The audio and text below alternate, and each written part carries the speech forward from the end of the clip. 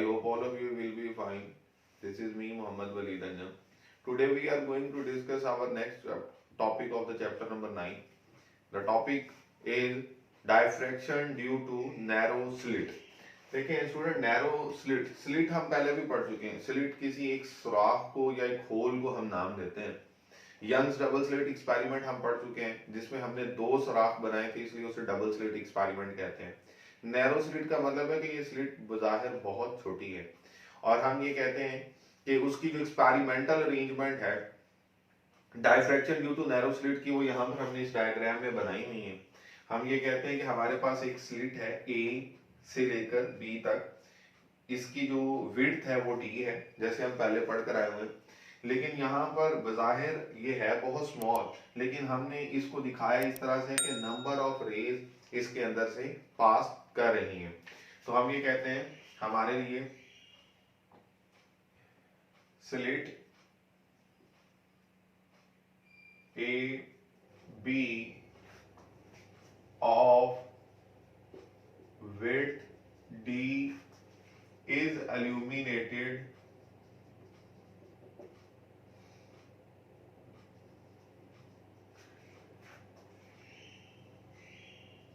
by a source or parallel beam या rays of light passes through it.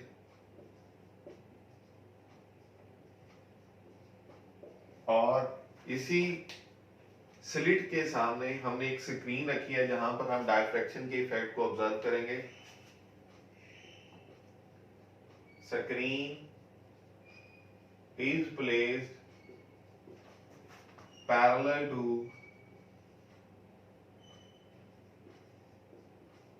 A B. इस A B slit के parallel हमने उस screen को रखा है.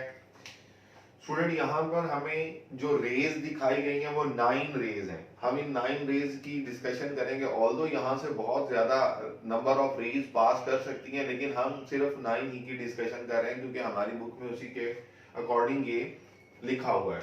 हम कहते हैं कि ये 9 रेज passes through slit. और जाहिर सी बात है, चूंकि ये कौन सा फिनोमेना स्लिट में से पास करने के बाद हम ऑब्जर्व करना चाह रहे हैं डायफ्रैक्शन. तो हम लोगों ने डायफ्रैक्शन के बारे में ये पढ़ा था कि लाइट जब भी किसी ऑब्स्टेकल के साथ टकराती है तो वो अपने आप को बेंड कर लेती है. और जब वो बेंड करती है तो हम ये कहते हैं कि हमारे पास इसकी बेंडिंग की वजह से ये जो parallel raise of the light हैं ये भी बेंड हो जाएंगी और पैरेलल फॉर्म में ही मूव करता जाएंगी. तो हम ये कहते हैं कि हमने इनकी डायफ्रैक्शन के इफेक्ट को देखना है. हमारे पास ये जो रेज हैं ये चूंकि पैरेलल हैं और स्टूडेंट हमें पता है कि parallel raise of the light होंगी वो तो इन्फिनिट पॉइंट पर जाकर इकट्ठी होंगी, किसी एक पॉइंट पर मिलेंगी. हमने अगर स्क्रीन पर किसी एक पॉइंट पर इनके इंटरफेरेंस के पैटर्न को या डायफ्रैक्शन के इफेक्ट को ऑब्जर्व करना है तो हम क्या करते हैं, इन्हीं पैरेलल बीम्स को एक कॉन्वेक्स लेंस के जरिए से इनके आगे इनके पाथ में रख देते हैं, जो बेसिकली क्या काम करेगा, जो in parallel raise of the light को किसी एक पॉइंट पर कन्वर्ज कर देगा, क्योंकि इसको कन्वर्जिंग लेंस का भी नाम दिया जाता है. तो हम बेसिकली ये चाहते हैं कि वो पॉइंट जहां पर इन रेज ने इकट्ठे होना है वो बहुत दूरी पे ना हो बल्कि करीब ही हो, क्योंकि हम नहीं चाहते कि स्क्रीन को हम बहुत दूरी पर रखें इस स्लिट से. लिहाजा इसलिए हमें यहाँ पर इस कन्वेक्स लेंस का, जिसको हम कन्वर्जिंग लेंस का भी नाम दे सकते हैं, प्लेस कर देते हैं ताकि वो रेज जो हैं उनको जल्दी कन्वर्ज करवा लिया जाए किसी एक पॉइंट पर. अब स्टूडेंट इस केस में वो ये बताता है कि हमारे पास ये जो रेज हैं, अगर इन रेज को आप सारी को देखें तो स्क्रीन पर यहाँ पर हम ये कहते हैं कि हमारे पास ये जो पॉइंट है यहाँ पर डिस्ट्रक्टिव इंटरफेरेंस की कंडीशन पूरी होती है और उस केस में हमारे पास एक मिनिमा बनता है। अब ये बड़ा इंपॉर्टेंट पॉइंट है स्टूडेंट हमारे लिए। हम ये कहते हैं कि जब कभी भी, जैसे हमने डिफ्रैक्शन में पिछले टॉपिक में ये बात पढ़ ली थी कि जो सेंट्रल स्पॉट होता है वो तो ब्राइट होता है, और उसके बाद हम कहते हैं कि डार्क हमारा उस पूरे ऑब्जेक्ट का शेडो बन जाता है। तो होता इसी तरह से ही है कि जब ये रेज यहाँ से पास करेंगी तो ये बेसिकली इस लेंथ में से पास करने के बाद जब यहाँ पर कन्वर्ज हो रही हैं तो कुछ पॉइंट्स ऐसे होंगे जहां पर कंस्ट्रक्टिव इंटरफेरेंस की कंडीशन पूरी होगी, वहां पर एक ब्राइट स्पॉट या ब्राइट हम कह सकते हैं कि बैंड बन जाएगा, और इसी तरह से कुछ जगहों पर डिस्ट्रक्टिव इंटरफेरेंस की कंडीशन पूरी होगी और वहां पर एक डार्क बैंड बन जाएगा। तो हम इस केस को कुछ इस तरह से डिस्कस करेंगे। हमने यहाँ पर इन रेज के नंबर भी लिखे हुए हैं 1 2 3 4 5 6 7 8 और 9। वो ये कहता है कि ये रेज जब इस स्लिट ए बी में से पास करती हैं तो ये वो जो पॉइंट्स हैं ये बेसिकली इनका वेव फ्रंट है। और हमने पढ़ा हुआ था कि हर वेव फ्रंट पर हर मौजूद जो पॉइंट होता है उसका फेज ऑफ वाइब्रेशन अगर सेम हो तो वो वेव फ्रंट कहलाता है। तो हम कहते हैं कि ये बेसिकली हमारे पास जो पॉइंट्स हैं ये सेकेंडरी वेवलेट्स हैं। ये क्या है? सेकेंडरी वेवलेट्स हैं, और ये फर्दर अगली जो इनके बाद बनने वाली वेव फ्रंट होगा उसके लिए क्या होते हैं, ये सोर्स का काम करते हैं। ठीक है ना? ये हमने पॉइंट पढ़ा हुआ था कि each point on a wave front may be considered as a source for the secondary wavelet. ये हमने पॉइंट बड़ी डिटेल में डिस्कस किया हुआ, तो हमारी बुक में इसके बारे में लिखा भी हुआ है। तो हम ये कहते हैं कि ये बेसिकली ये पॉइंट्स जो हैं ये सोर्सेज बन जाते हैं नेक्स्ट जो हमारे पास वेव फ्रंट बनना है उनके लिए, और इनको सेकेंडरी वेवलेट्स का फिर हम नाम देते हैं। हम ये कहते हैं कि ये जो स्लिट ए और बी इनकी जो विड्थ है वो डी है, और हमारे पास हमने पेयर फॉर्म में यानी कि हम रे नंबर 1 रे नंबर 5 रे नंबर 2, ठीक है जी, और रे नंबर 6 3 और 7 4 और 8 5 और 9 इनका हम देखेंगे। ये क्यों देखेंगे? क्योंकि बेसिकली जब हमने यंग डबल स्लिट एक्सपेरिमेंट पढ़ा था तो हमने जो दो स्लिट्स बनाई थी उन दो स्लिट्स में से हमने ये कंसीडर किया था कि जो वेव ये दोनों स्लिट से आने वाली जो बेसिकली ये वेव्स हैं जो आपस में इकट्ठे होकर किसी एक जगह पर कंस्ट्रक्टिव या डिस्ट्रक्टिव इंटरफेरेंस करती हैं। तो उस कंडीशन को जहन में रखते हुए ऑल्दो ये सारी की सारी करेंगी, लेकिन हम सिर्फ दो का इसलिए इस्तेमाल कर रहे हैं ताकि हमारी डिस्कशन इजी हो जाए। तो अगर हम देखें स्टूडेंट हमारे पास ये जो 1 और 5 है, इसी तरह से 2 और जो हमारे पास 6 है, इसी तरह से हमारे पास 3 और जो 7 है, और इसी तरह से 4 और 8, ये जो, और लास्ट हमारा 5 और 9, ये जो पेयर्स हैं इनको हम दो दो इन पेयर्स के लिहाज से देख लेंगे कि जब ये वेव्स मिलती हैं स्क्रीन पर तो इनका जो रिजल्ट होता है वो क्या होता है। अब स्टूडेंट होगा क्या कि हम अगर रे नंबर 1 और रे नंबर 5 को देखें, जो मैंने यहाँ पर सिर्फ 1 5 और 9 ड्रॉ की हुई है, तो ये 1 5 मिलेंगी यहाँ पर, तो कहता है कि इसकी मिनिमा की या डिस्ट्रक्टिव इंटरफेरेंस की कंडीशन पूरी होती है। मैक्सिमा की क्यों नहीं पूरी होती? हमारे माइंड में ये बात आती है। देखिए स्टूडेंट हम ये बात पढ़ चुके हैं कि अगर हमारे पास ये रे नंबर 1 और रे नंबर 5 सपोज ये डिस्ट्रक्टिव इंटरफेरेंस करती हैं तो इनका जो पाथ डिफरेंस होगा, जाहिर सी बात है अगर हम रे नंबर 1 को देखें और रे नंबर 5 को देखें तो स्टूडेंट क्या ये वाली एक रे और ये क्या ये बराबर है? ये बराबर नहीं है। इनको बराबर करने के लिए हमने क्या काम किया था, ये पिछले टॉपिक में भी हम पढ़ चुके हैं। हमने इस पॉइंट ए से एक परपेंडिकुलर ड्रॉ किया था और कुछ इस तरह से था वो, और हम ये कहते हैं कि इस परपेंडिकुलर के बाद ये तमाम रेज एक दूसरे के इक्वल हो जाती हैं, और हम ये कहते हैं कि रे नंबर 1 और रे नंबर 5 को देखें तो ये एक स्मॉल जो हमारे पास, ये मैं यहाँ पे बना भी देता हूँ, ये बेसिकली पाथ डिफरेंस है, और बुक पर उसे हमने स्मॉल ए और स्मॉल बी का नाम दिया हुआ है। तो ये हमारे पास एक ट्राइंगल बन जाती है, और इस चीज को समझने के लिए हम यहाँ पर एक ट्राइंगल बना भी लेते हैं कि ये हमारे पास ये रिजल्ट जो है ये इस तरह से ये पॉइंट, और ये देखिए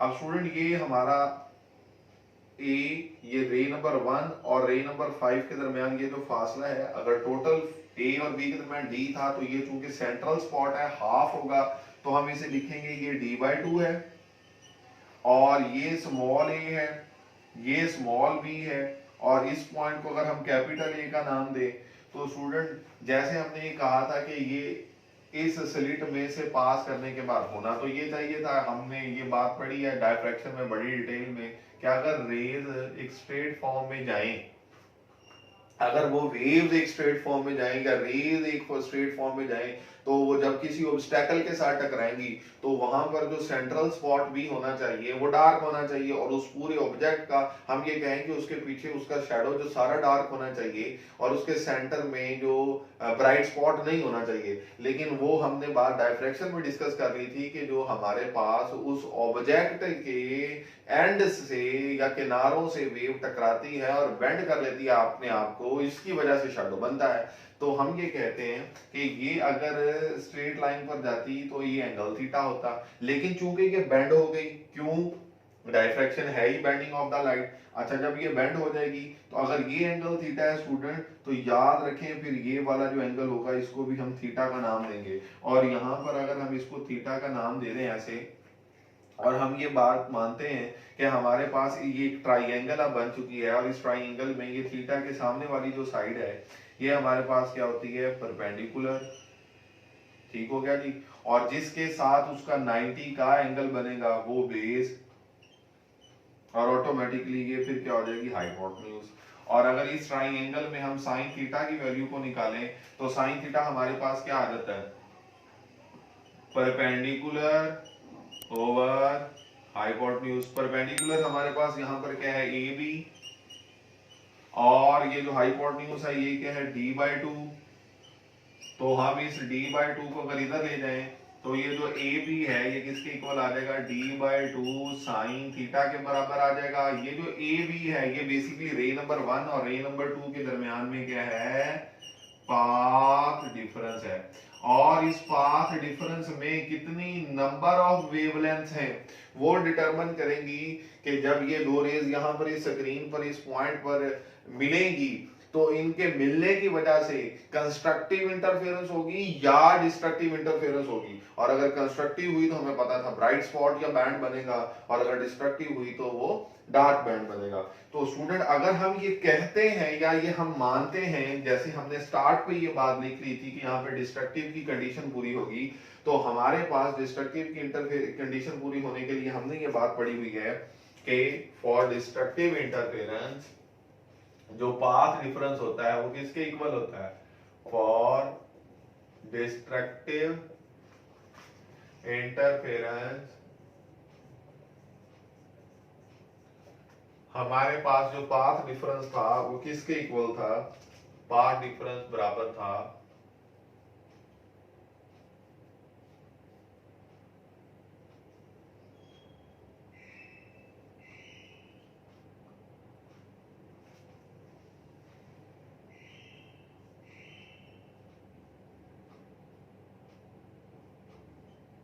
वो हमारे पास हाफ वेवलेंथ का कोई भी इंटेग्रल मल्टीपल होना चाहिए या ऑड मल्टीपल होना चाहिए। ये बात हम बड़ी डिटेल में पढ़ चुके हैं कि वो हाफ वेवलेंथ का सिर्फ ऑड मल्टीपल होता है, जिसके लिए हमने फार्मूला भी लिखा था यंग डबल स्लिट एक्सपेरिमेंट में। उसी के रिजल्ट से हमने उसको ये सिंपलीफाइड वर्जन में इस तरह से लिख दी है। स्टूडेंट अगर हम देखें तो हमारे पास ये जो पाथ डिफरेंस है d/2 साइन थीटा, और हमारे पास डिस्ट्रक्टिव इंटरफेरेंस के लिए जो पाथ डिफरेंस था जिसको हमने λ/2 कहा था, अगर इन दोनों इक्वेशंस को देखें और इन्हें आपस में कंपेयर करें तो we can write this d/2 sine theta equals to λ/2। और अगर हम देखें तो ये 2 से कैंसिल हो जाएगा और रिजल्ट क्या आ जाएगा? d sin theta equals to lambda. और अगर हमने जनरल रिलेशन लिखना हो तो हम लिख सकते हैं d sin theta equals to m lambda. और स्टूडेंट हम इस m लैम्डा के जरिए से देख सकते हैं कि ये m की जो वैल्यू है ये +-1 +-2 +-3 अप टू सो ऑन, ये हमारे पास रिजल्ट बन जाएगा। अब ये बड़ा इंपॉर्टेंट पॉइंट है कि m की वैल्यू यहाँ पर 1 से स्टार्ट होगी, 0 पर नहीं होगी, क्योंकि 0 पर तो हमारे पास सेंट्रल जो स्पॉट है वो तो ब्राइट है। तो लिहाजा इसलिए हम ये कहते हैं कि हमारे पास first minimum, second minimum, third minimum, इस तरह से डार्क बैंड्स बनते जाएंगे और ये रिजल्ट हमारे पास इस तरह से जो हमने यहाँ पर लिखा हुआ है वो हमारे सामने है कि हम इसको किस तरह से एक्सप्लेन कर सकते हैं। स्टूडेंट अगर इसी रिजल्ट के हवाले से अगर हम देखें तो हमारे पास ये डायग्राम बनी हुई है।